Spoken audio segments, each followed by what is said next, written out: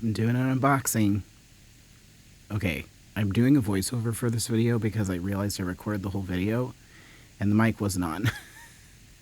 So I'm doing an unboxing of the fabric that I ordered and just came in for the quilt kits that I'm going to try to do. I've never tried doing quilt kits before, but I'm going to try for my mid-century knights pattern.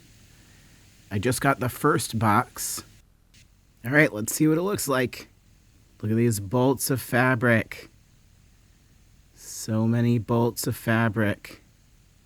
And I'm not normally someone who buys bolts. I usually just buy what I need, so this is kind of exciting for me. It's Art Gallery Fabric Pure Solids.